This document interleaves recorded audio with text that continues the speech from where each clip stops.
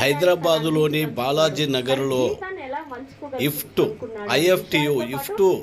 నాయకులు కిరణ్ అకాల మరణాన్ని చింతిస్తూ ఇఫ్టు కార్మికులు ప్రజా సంఘాల నాయకులు కార్యకర్తలు అధిక సంఖ్యలో పాల్గొని ఘనంగా నివాళులు అర్పించడం జరిగినది.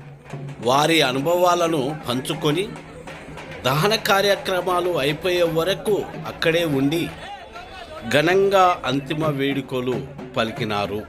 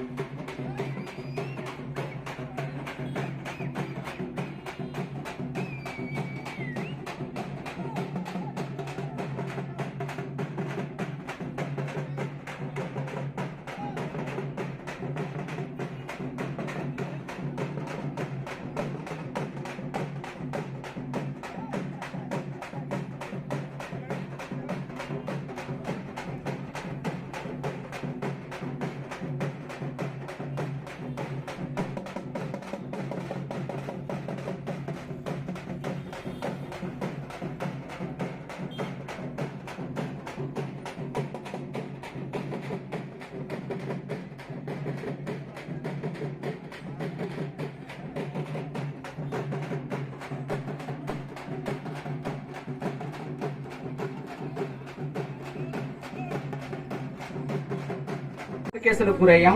కోర్టుల చుట్టూ తిరుగుతున్నాం.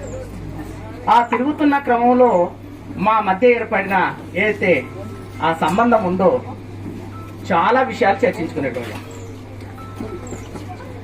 మనం ఏదన్నా గమనించాలనుకుంటే ఖచ్చితంగా కిరణ్తో ఎవరైతే సన్నిహితంగా ఉంటారో వాళ్ళు అది గమనించగలిగితే ఆ నిజమైన స్నేహితులు అవుతారు, నిజమైన కమ్యూనిస్టులు అవుతారు.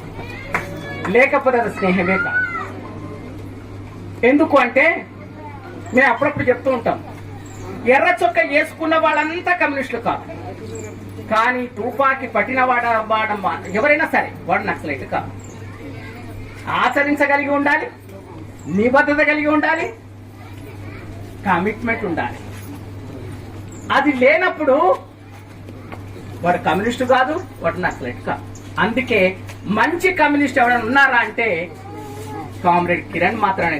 నేను బల్ల బుద్ధి మరీ చెప్పగలను. అంత మంచి కమ్యూనిస్ట్. ఆలోచన మధ్య ఘర్షణ ఉంటాయి, సంఘర్షణ ఉంటది, మళ్ళా కలిసిపోవడం ఉంటది.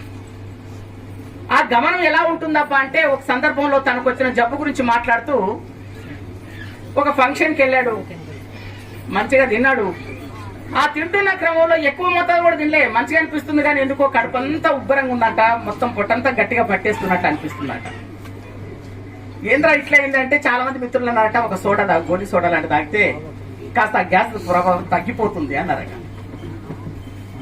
ఈ గోలి సోడా గివి సోదాతో కానీ చూస్తాం, మళ్ళీ గ్యాస్ పెరిగితే ఇంకో గ్యాస్ పెరుగుతుంది కదా, అది బయటకి ఎట్లా పోవాలి, కాబట్టి ఇదేం కరెక్ట్ కాదంటే ఒక మిత్రుడు ఉండి ఆ జెల్ లాంటి టాబ్లెట్ ఒకటి ఉంటది కదా, వేస్తే అరిగిపోయేది, ఆ టాబ్లెట్ వేసుకున్నాడట. వేసుకున్న ఒక 2 రోజుల తర్వాత ఆలోచించిందట, నేను బీడీ అంటే నాకు ఎలాంటి జబ్బులు లేవు, ఏమీ లేదు, నేను యాక్టివ్గా ఉంటా, ఆరోగ్యంగా ఉంటా, ఇన్ని సంవత్సరాల తర్వాత నేను ఈ బిల్లు ఎందుకు వేసుకోవాల్సి వచ్చింది అని ఆలోచించాడట. చూడు ఎలా ఉన్నదో. అంటే గమనించడం అంటే సొసైటీని మొత్తం సమాజాన్ని గమనించడమే కాదు, తనను తాను కూడా తన దేహాన్ని కూడా గమనించుకోవాల్సిన పరిస్థితులు ఏర్పడ్డాయి. అంటే మనం ఆరోగ్యంగా ఉంటేనే కదా ఏదైనా మనం ఏదైనా చేయగలుగుతాం. ఆరోగ్యం అంటూ లేనప్పుడు ఏం చేస్తాం? కాబట్టి ఇదేదో చేర్చుకోవాల్సిన అవసరం ఉందని చెప్పి డాక్టర్ దగ్గరికి వెళ్ళారట. వెళ్తే ఆయన ఎన్నెన్నో పరీక్షలు చేసిన తర్వాత నీకేం లేదు, ఓ కిరణ్ నువ్వు ఆందోళన చెందకు, అనవసరంగా అదేం లేదు, ఏదైనా పడిన పదార్థం తింటే ఇన్ఫెక్షన్, ఫుడ్ ఇన్ఫెక్షన్ అవుతుంది, వెళ్ళిపో అని చెప్పారు. కానీ రాత్రి నిద్ర పడలేదట. లేదు తినేది తేల్చుకోవాలి, నాకు విషయం తేల్చేంత వరకు నేను తిని వదిలిపెట్టా, నా శరీరంలో ఏమిటో తెలుసుకోవాలన్న పట్టుదలతోటి మళ్ళా తెలిసిన డాక్టర్ దగ్గరికి వెళ్ళారట.